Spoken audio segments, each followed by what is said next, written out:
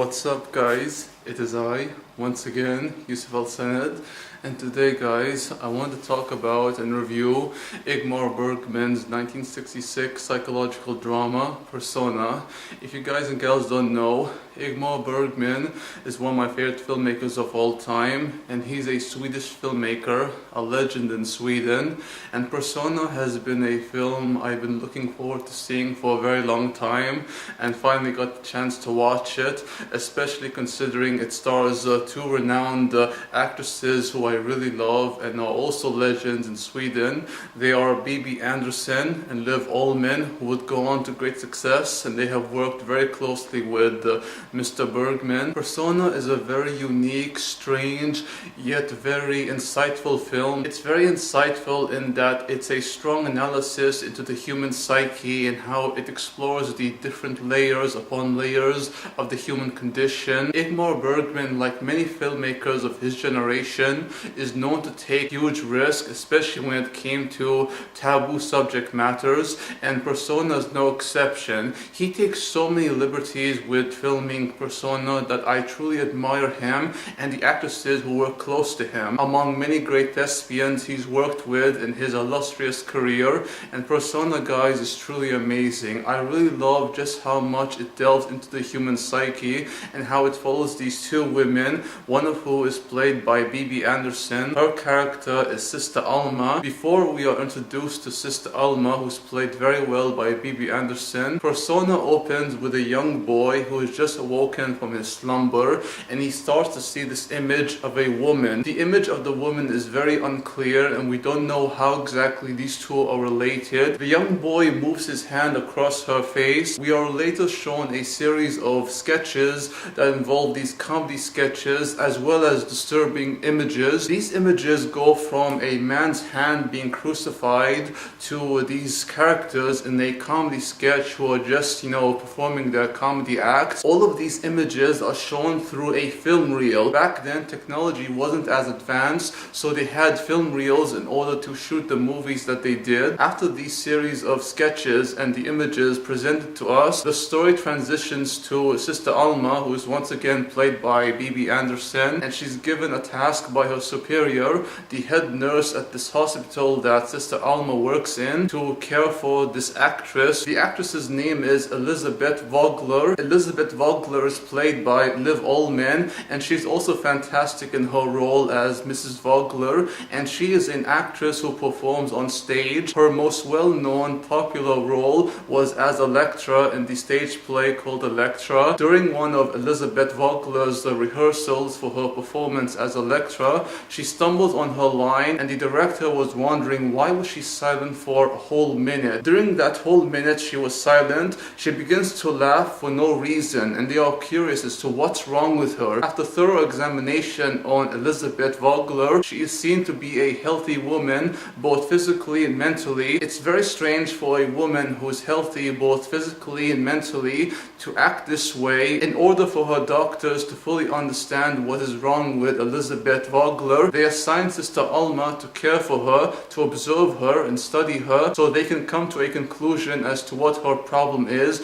and what kind of mental illness she is dealing with. Elisabeth Vogler is very apathetic to the hospital she's staying in. As a result, the head doctor asks Sister Alma to take Elisabeth Vogler to her beach house. They are sent to her beach house far away from society, where they can be secluded and they can have their comfort, while at the same time Sister Alma is to observe her and to study Mrs. Vogler and to see what her condition is. It starts off really well in the relationship between Sister Alma and Elisabeth Vogler. The entirety of the time they spend in the beach house, Sister Alma opens up to Elisabeth Vogler. She opens up to her the way she hasn't with anyone else in her life, and she begins to bond with her more and more, and they eventually become very kindred spirits and almost like sisters in a way. Sister Alma obviously wanted a sister for a very long time, and even though she likes boys and she has 7 brothers who she loves, she always wished to have a sister, a friend who can understand her situation, what she's struggling with, to comfort her and to understand her hopes and dreams. It's very interesting, the relationship between Sister Alma and Elisabeth Vogler, because Elisabeth Vogler is obviously a woman who is going through depression, and she sees the world in a very cynical way. At times her view can be quite nihilistic, as opposed to Sister Alma, who's more positive. She's very considerate, kind, compassionate, and she views everything in a positive light, no matter how many times life beats her down, and she always finds a way to keep herself balanced so she never has to drown in her own misery or sorrow. That duality right there in the relationship between Sister Alma and Elisabeth Vogler is so fascinating to watch. The duality right there is one of 3 themes explored, as well as insanity and personal identity. The personal identity part, it comes in the crisis that Sister Alma is going through,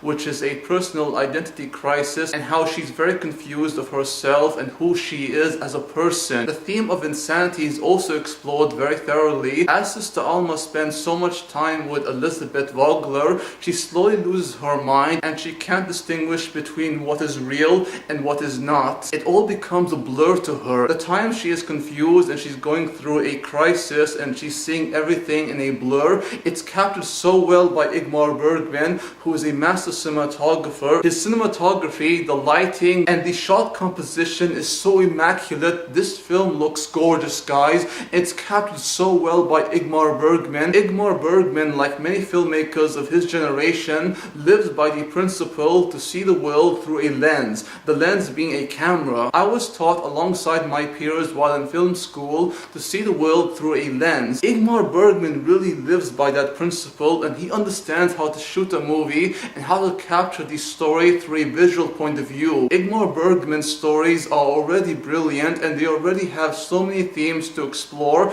but the way he captures those elements in the movies and the way he's able to shoot the character's perspective, it's all so beautiful. I love when filmmakers are able to tell a good story from both a visual and writing point of view. Those themes are captured very well in the performances of Bibi and Ullmann. I love the relationship between Sister Alma and Elisabeth Vogler and how you start to see different layers to their character, especially considering that Sister Alma, who's supposed to care for Elisabeth Vogler, she begins to detest her and starts to become very appalled by her, especially as the film goes on. Ullmann has very few lines in the entire running time of the film, which is 88 minutes. Ullmann is able to perform using her physical gestures and just her facial expressions. She really is a masterclass actor who's able to perform through her physical gestures, facial expressions, and her entire body language really sells her performance. Bibi and Ullmann played off each other so well. I really love their performances so much, and Ingmar Bergman's direction, I can't give him enough credit, guys.